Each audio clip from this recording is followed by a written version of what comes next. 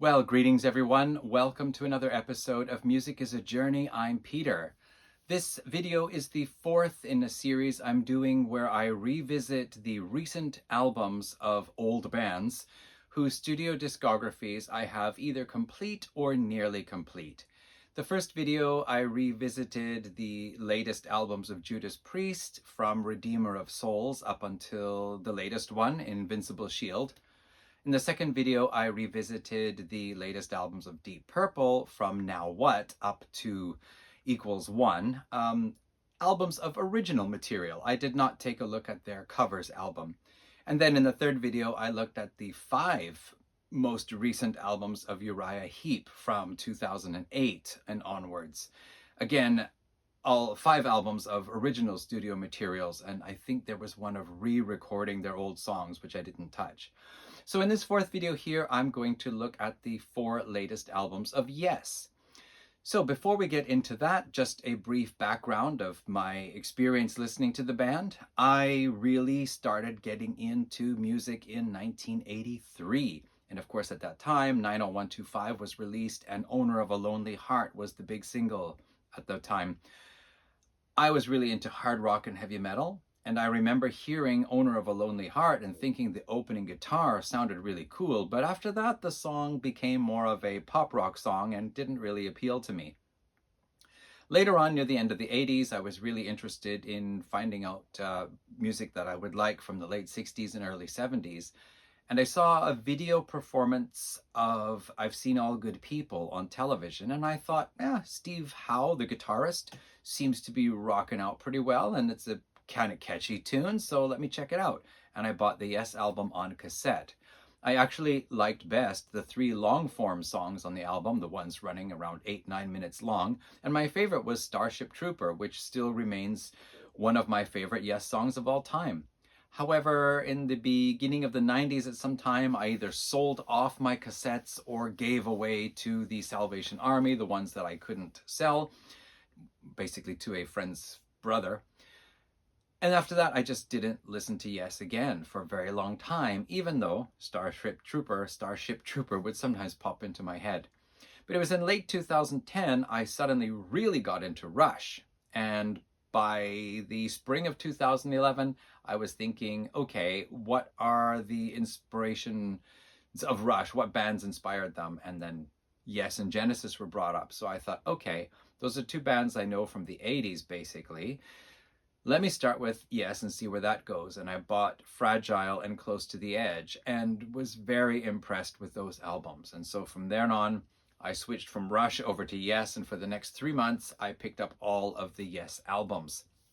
During that time period, the album Fly From Here was released, and it was not the last album for me to get. At the time I got it, there were still other Yes albums I hadn't gotten a hold of yet. So for me, during that time, just everything that Yes put out was coming in at different points during that 3-month period. So whether it was Drama or Big Generator or Time in a Word or Union or Keys to Ascension or Fly From Here or Magnification, all these different albums which had received various reviews, either lots of criticisms or lots of praise, everything was just coming in, and I was just taking it all in and assessing it, thinking, okay, what do I think about these albums? Because I wasn't a Yes fan from the 1970s onwards, and getting disappointed with certain albums that came out. For me, every album was all part of the same packet of action, Of course, there would be some I would like more than others. So yeah, from 2011, I became interested in the music of Yes, and I'd say I was steadily listening to Yes for the next few years. And then there was a long period where I was just off exploring other things, and I would just go back and revisit certain songs or albums from time to time. I did see Yes performing live in Tokyo in 2014, which I was really glad I did because, as we all know, in May of 2015, founding member, bass player Chris Squire succumbed to his battle with cancer. So I had the opportunity to see him performing The Fish on stage in 2014. That was great. Okay, so the history of Yes is one that I'm really fascinated by. I love a band when you get like 4 or 5 people and they just stay together. Could be 3 people. And they just like stay together the whole time with no lineup changes. I think that's wonderful. But if a band is going to have lineup changes, then it's interesting if there's lots of drama. And yes is history. Yes is history. I think you could probably make so far at least a 2 or 3 season drama series, because there's just so much happening. With each album, there are things, incidents, accidents, tragedies, triumphs, whatever. So we're going to pick up here just before we get to Fly From Here. Yes was on hiatus for about 5 years, and the Topographic Oceans lineup reconvened, including John Anderson on vocals, Steve Howe on guitars, Rick Wakeman on keyboards, Chris Squire on bass, and Alan White on drums. But as they started talking about putting a tour together, Rick Wakeman's health was once again not in the best of conditions, and his doctors advised him, do not go on tour and travel at this time. So Rick Wakeman recommended his son Oliver fill in for him. And Oliver seemed to get on quite well with everybody. I guess he'd known them since he was a baby, right? But then, as the tour was coming together, I don't know if they'd already started touring or if they were still planning it, but John Anderson got a throat infection or something, and his doctor told him, stay off the road for 6 months. Don't tour and sing. And the rest of the band were like, well, we're getting ready to go now, and now we lost our singer.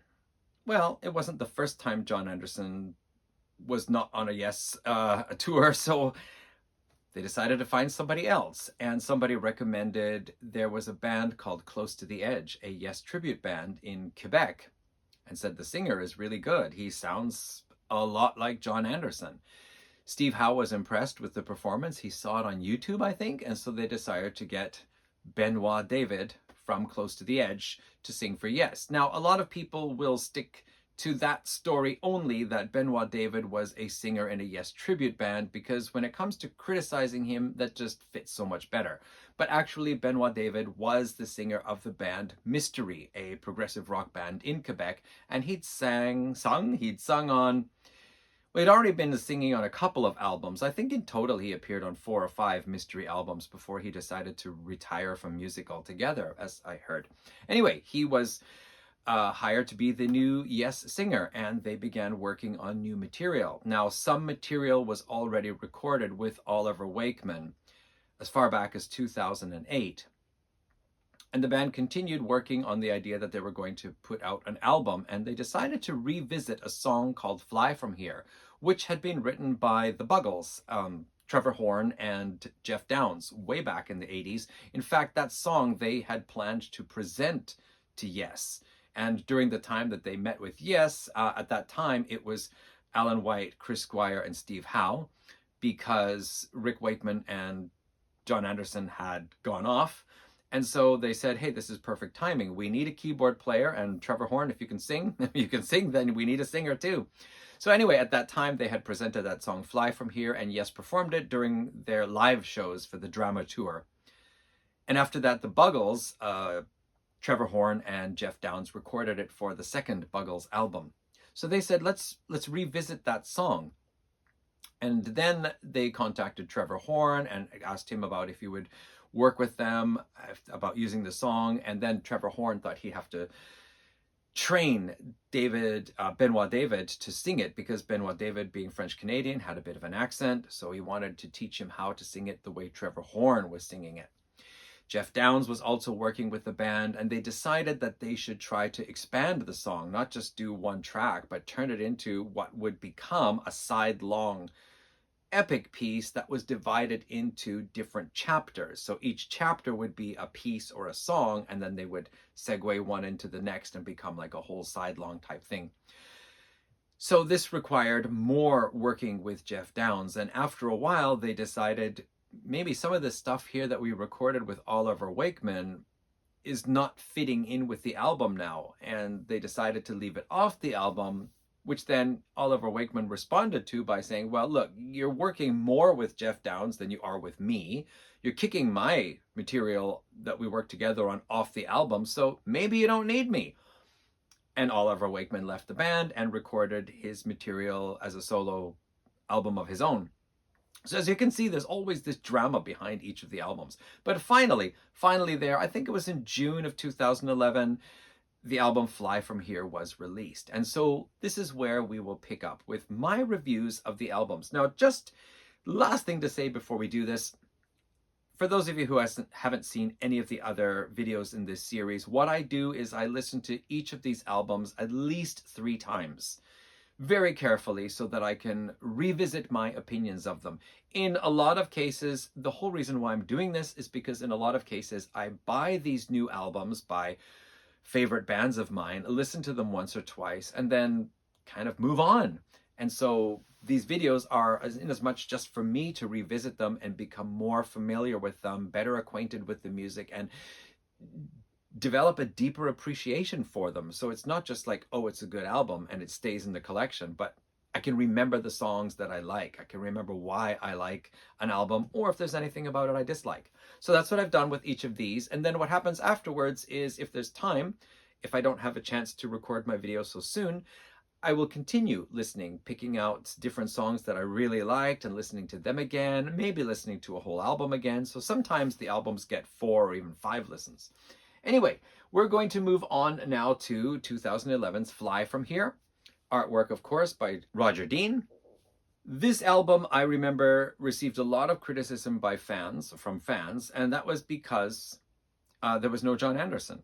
And who was this Benoit David guy? He was just a singer in a Yes tribute band. Now he's singing for Yes. What's up with that? I honestly never had a problem with this album. Again, it's because I was exploring the entire Yes catalog in one 3-month shot rather than over the years. So for me, this was just, okay, so that's what happened on this album. Let's hear how it sounds. And I actually rather liked it. Side 1, this long epic piece there for Fly From Here, I liked it at the time. And listening to it again, I haven't listened to this album for quite some years now, and listening to it again was really good. In fact, I think I appreciated the whole thing more than before. One thing I notice is that the sound quality is excellent on this album. Like, you can really hear all of the instruments in their different moods when the band is going for an atmospheric mood or kind of melancholic, empty, hollow type of mood. It comes out in the music. When they get a little more serious and things get little heavy and there's some distortion on the guitar, you can feel it. When the drums are doing something energetic, you can feel it. And I noticed there was even percussion instruments outside of the regular drum kit that are in use in some of the songs, and I can hear that clearly. So Trevor Horn did a fantastic job of producing this album. It's wonderful to listen to just for the quality of the sound. So again, Fly From Here, I think it's great. It has an overture, and then it's broken into 3 songs. Has one that is mostly an instrumental, and then the reprise, however you want to say it. I actually don't know how to say it.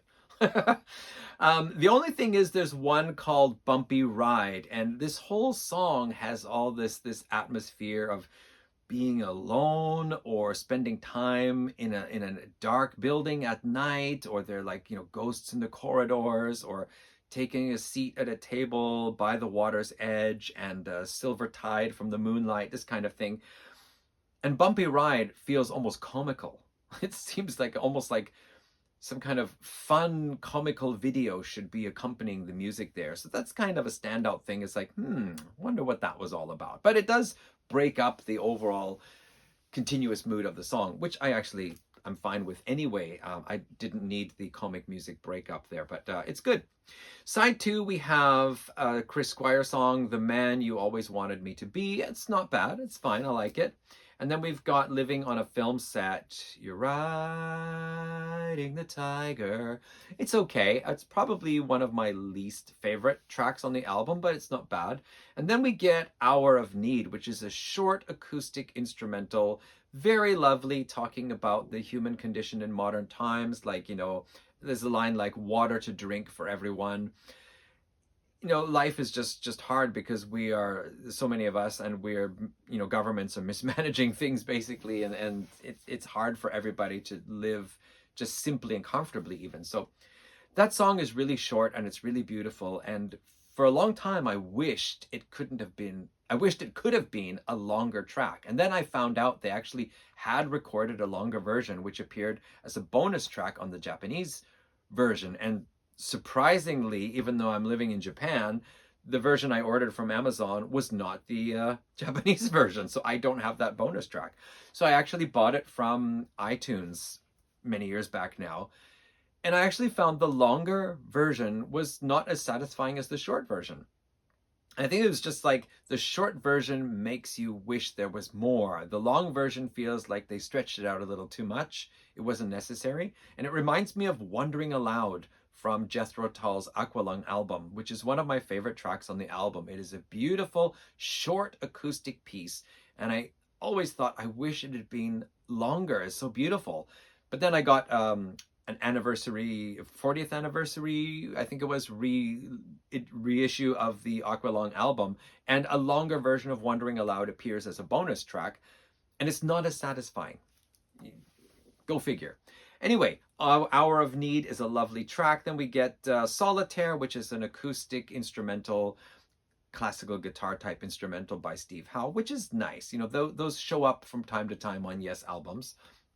The Clap being the most famous one, or Clap, anyway. And then finally, Into the Storm, which I think is a great song to close off the album. It has, first of all, a very catchy riff, both guitar and keyboards playing it, but a very catchy riff. That riff, even if I haven't listened to this album for like 2-3 years, that riff will just suddenly pop into my head sometime like Sunday morning while I'm preparing breakfast, or I don't know, it just randomly pops into my head. So it's a really catchy one. And I like how it has this light feel to it at first.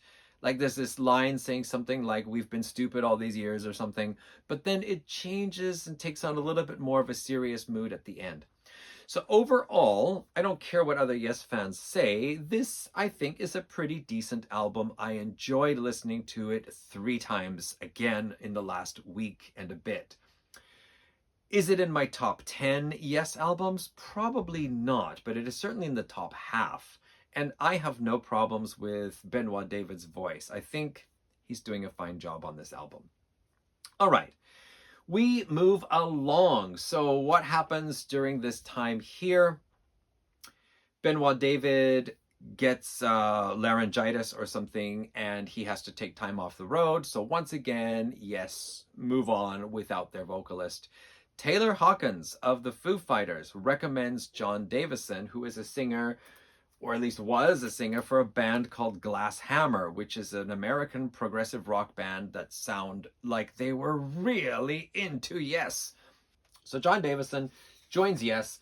He's very eager to work on material with the band, which is one thing they said, that Benoit David was not a songwriter who was actively trying to produce material with everyone. So John Davison comes in and he goes to Chris Squire's house. He goes to Steve Howe's place. He goes to Jeff Downes' place, and he's working on material with them. And I heard that he got credited for 8 of the 9 songs, like co-writing credits for 8 of the 9 tracks on this album.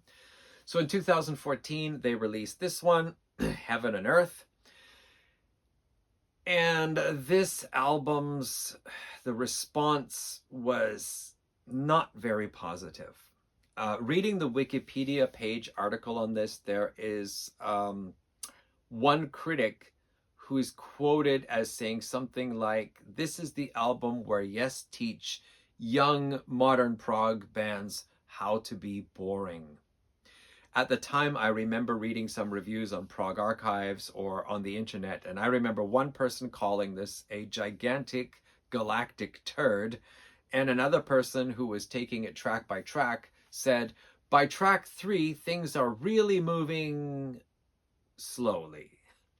So what are the main complaints about this album? One is that, in my words, this is grandpa's armchair prog. This is if you've had enough of all the excitement of the prog of the 1970s and all the excitement of what went on with the band in the 80s and 90s, and now you just want to sit back in your easy chair, doze a little bit while listening to some Yes. So that's my impression of this album. Now, when it came out, I didn't care that other people were saying, oh, it sucks, it's so bad, it's so lame. I wanted to find out what is it I like about it. And in fact, there were tracks that I do like on here.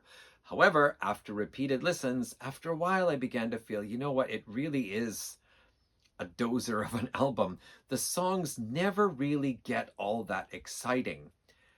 Even in songs where it feels like, okay, now we're going to get a yes prog instrumental break, and it doesn't really go very far. It starts happening, and then it stops again. It's like, that was it? That was your big, wonderful progressive instrumental piece there? I think you could have done better. Another thing is that the production on here is a bit dull. Like it's like the pencil was not sharpened. If that makes any sense. I find after listening to Fly From Here, where everything was just so wonderfully crisp and clear, everything was so, all the instruments just worked together to capture the atmosphere or create the atmosphere and the moods. This album here, I feel that it's dulled a little bit, and when the music actually should start getting exciting, it feels like something is holding it back from really breaking out. And then, of course, in most cases, it's not particularly exciting. Now, I said I saw Yes in 2014, so that was after the release of this album. They performed the Yes album, Fragile and Close to the Edge in their entirety. That was wonderful. But they also played two songs from here. The first two, Believe Again and The Game, and the audience politely applauded. The audience was mostly, I think, 10 years older than me, and older.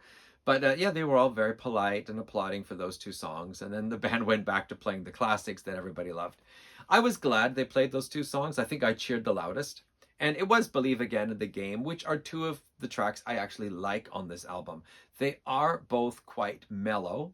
We're not, breaking any records here for speed or technicality or anything, but they're pleasant enough. I like them.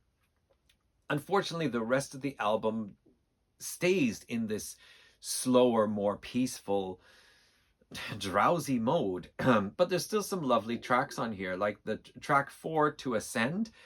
I'd forgotten about that one, and revisiting it again, I found it's really beautiful. It's meant to be a slower, beautiful track with acoustic guitar and some piano, and it's a really lovely piece. Light of the Ages, it's supposed to be something with a really, I guess, meaningful, they all have meaningful lyrics, but I feel like it's promising to be something, and it doesn't turn out that way. It just feels too mellow. It never reaches any epic feel to it. But It Was All We Knew is a bit more of a light and catchy melody type, Da da da da da da da da da da da da da da da. It's catchy, and I've liked listening to that song again. One of those ones that now pops into my head from time to time.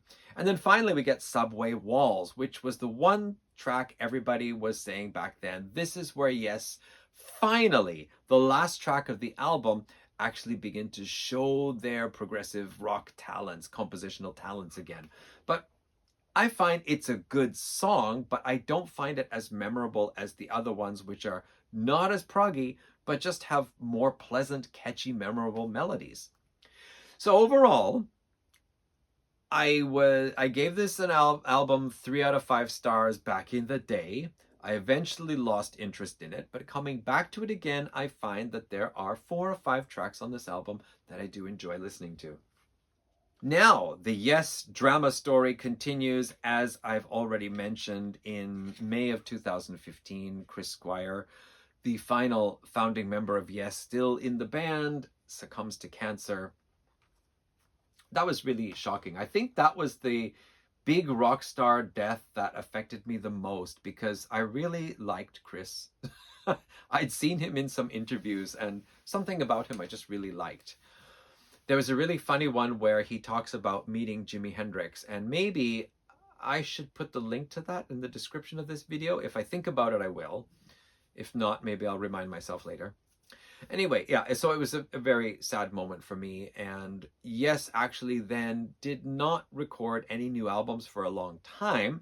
However, after that several things happened. Well, a few things happened. First of all, they released the 4 songs recorded with Oliver Wakeman. I think it was called From a Page, and that was released around 2018 or so.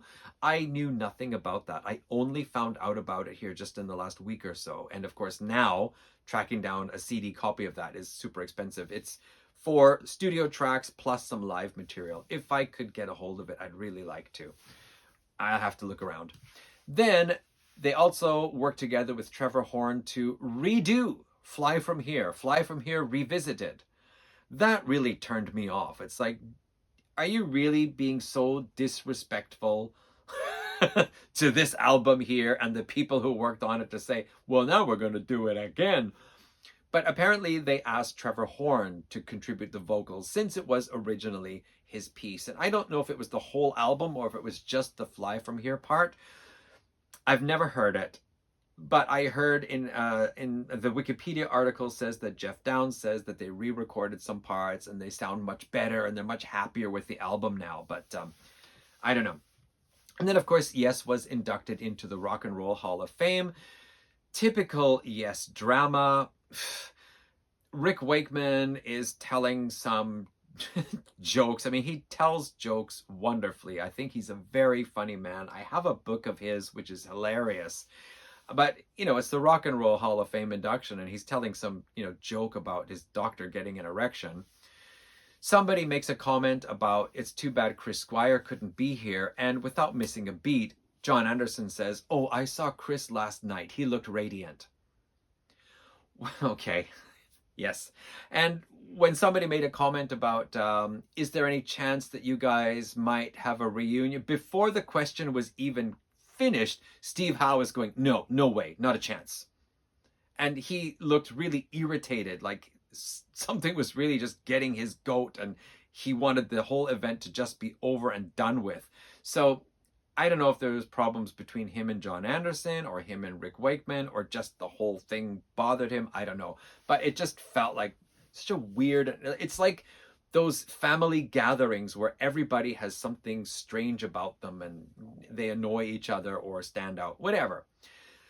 Before we move on to the next album, I think it's important to revisit this just for a few words. So Steve Howe in the Wikipedia article on this album said something like he's not happy with the result of the album. He's not happy with the production. And at the end, they had Roy Thomas Baker producing it. And he said it got kind of rushed at the end and they weren't really working together to check the quality of it. So they kind of just left it up to him. And the album was released with this weaker production sound than what they had on the previous album. John Davison in 2023 said in some interview that he was very disappointed with this album. I guess having been a new member of the band and being so enthusiastic about writing new material, and then, you know, the result was less than what he'd hoped. So, yeah. Anyway, again, I'm okay with it. I enjoy some of the tracks. It's not as bad as I remember. I'm glad I had a chance to revisit it. So, the next studio album, The Quest, comes out in 2021, and I did not buy it. I was still feeling really disappointed about Heaven and Earth, so I just thought maybe I don't need to buy any more new Yes albums, and I bypassed this totally. So this is, let's see here now, John Davison on vocals, Steve Howe on guitars. We've got everybody in here. There he is, Steve Howe. We've got Alan White on drums, Jeff Downes on keyboards, John Davison vocals, Billy Sherwood now playing bass for Yes. Billy Sherwood had worked together with Chris Squire for a long time. He'd even been on the 2 Yes albums, Open Your Eyes, the music of which was mostly from a band called Conspiracy with Chris Squire and Billy Sherwood. And then he was on the latter album as well, and then left after the tour for the latter. So Billy Sherwood is back in Yes, now taking on full-time bass duties. Chris Squire told him whatever he needed to know before Chris was on his way. And then we have Jay Shellen, who is taking over drum duties because by this time Alan White's health condition is not doing so well, and so we need a second drummer and percussionist coming in here. So we've got a 6-member band at this moment here for this album, The Quest.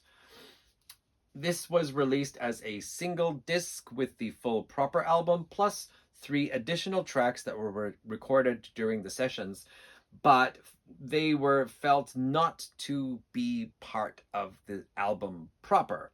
And I guess also for vinyl, this is the album that was going to be released on vinyl, and then these were the additional tracks. I think it's an interesting approach. I mean, we've got a CD with only 3 songs here, but what I think is interesting is that we get over this bloated CD approach, you know, that was getting really popular in the 90s and even the 2000s, where you had to have like a 70-minute, 75-minute, 79-minute CD and just pack as much music on as you could possibly fit.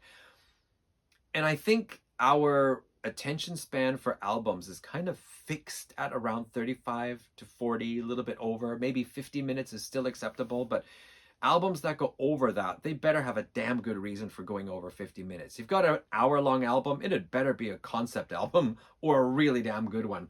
So yes, went around that by saying we're going to put out an album that can be released as a vinyl disc, and then we'll put extra songs as a bonus disc. So I like that. I like that, where you can consider those songs, you get them, but they're not interfering, like making the album too long, where you're thinking, it's a great album, but I wish they could cut off some tracks. So we avoid that here.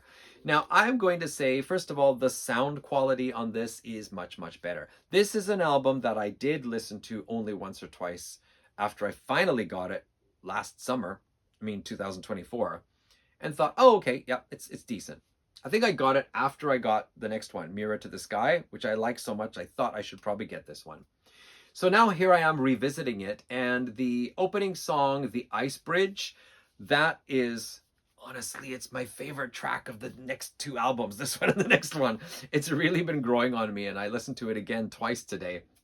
It moves. It's the band moving. They're alive. They're awake. The bass is moving. The drums are moving. The guitar bits are exciting. There's some good keyboard parts. The lyrics, there's a feeling of a bit of an urgency to the music and to the lyrics, the delivery. And then there's this kind of a cool instrumental closeout where they have a riff and a keyboard solo, a riff, a guitar solo, riff, keyboard solo. They do this 3 times. And then right when you think, okay, I think it's time to end it now, and they end it. So well done. They didn't push it on to like another 4th solo and solo.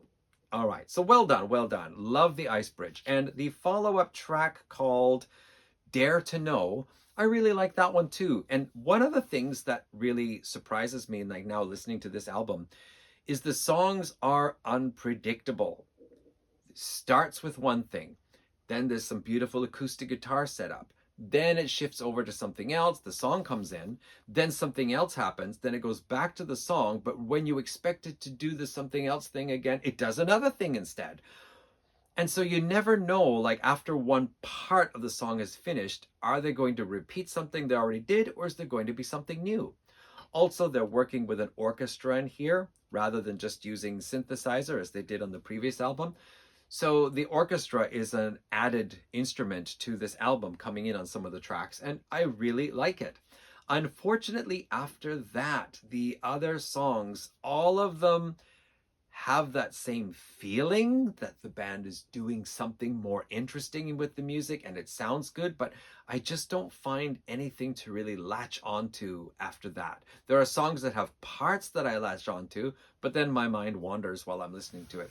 One thing to point out is a song, I think it's called Leave Well Alone. It opens with and features Steve Howe is playing a koto, which is actually a stringed instrument originally from China, but it's very commonly used in Japan, very popular in traditional Japanese music.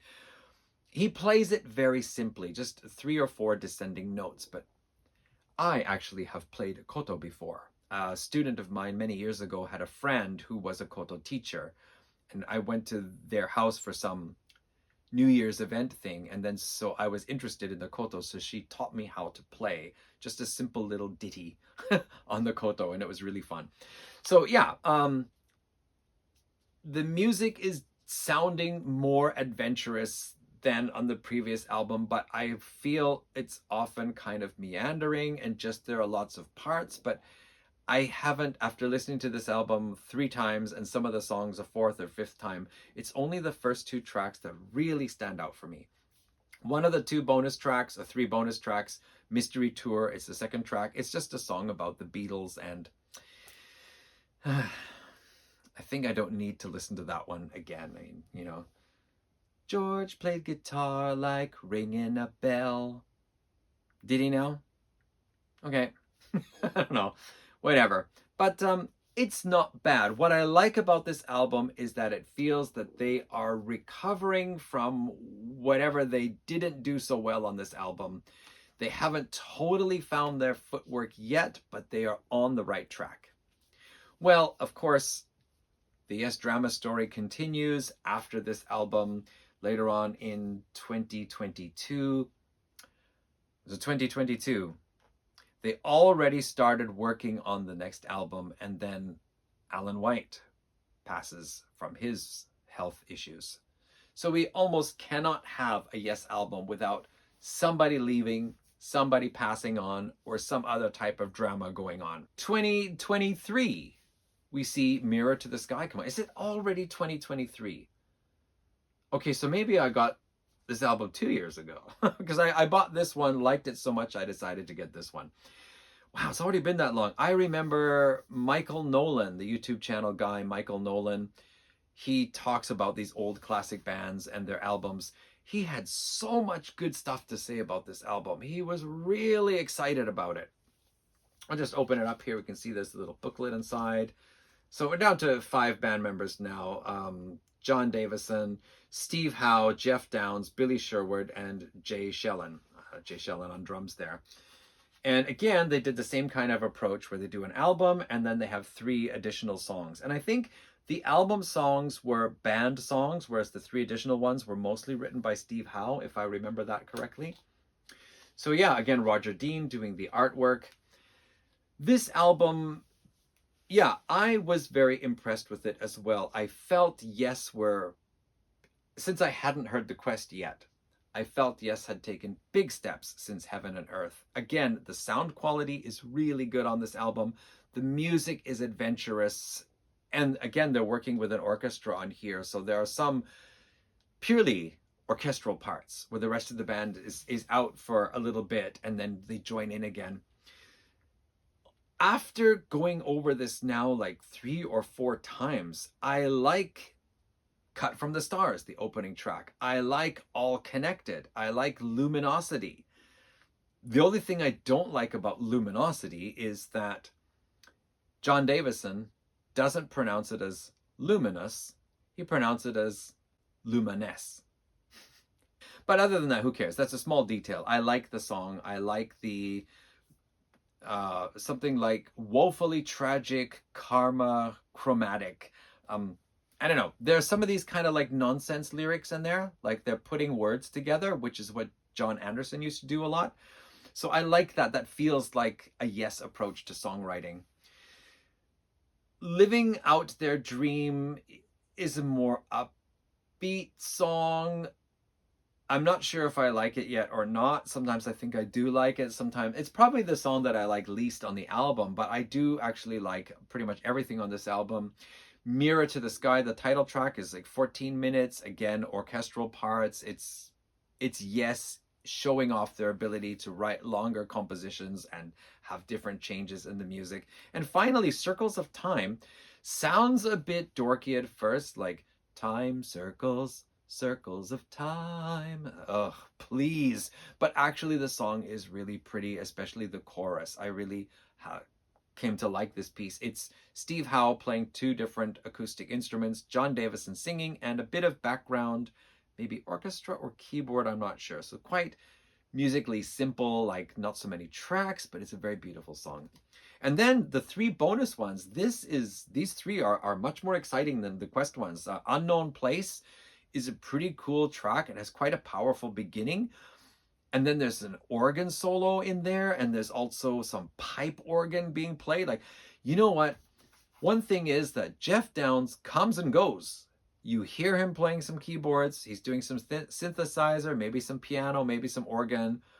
He does a solo maybe, and then you don't notice him for a while. And even if you listen, I hear the bass, the drums, the guitar, the vocals, the orchestra. Where's the keyboards? Oh, wait, I think I heard a synthesizer note or two. So I don't know if like Jeff Downes is just in and out of here, or if he's just buried in the mix, or what's going on, but sometimes you just don't hear him so much. Anyway, Unknown Place is a great track. Really like that one. On second thought, 1 second is enough and is pretty decent. And Magic Potion is also quite good. So, you know, if I were to make a single album compilation from these two, I think I would pick 2 or 3 tracks from this and fill up the rest of it with tracks from this, including some of the bonus tracks. So what's happening now? I really don't know what's happening now with Yes. But that is my opinion of revisiting these albums. So just one more time, Fly From Here, I actually do like most of it. Heaven and Earth, production is weak. It's mostly a slow, relaxing, take it easy type of a prog album, retirement prog album. But there's still some tracks in here that I enjoyed listening to again. And I selected those tracks to listen to apart from listening to the album all the way through. The Quest, definite feeling of improvement in how they're writing songs, composing, and of course, improvement in the sonic quality. But not as much to grab onto as I heard on previous albums, except The Ice Bridge is probably my favorite. And Mirror to the Sky feels like whatever was happening on The Quest is now coalescing more solidly. And I think the band are, you know, they're not writing close to the edge anymore. But for their modern sound in 2023 and these days, I think they're on the right track. They're doing well. And I would look forward to hearing the next album whenever that one comes out. Okay.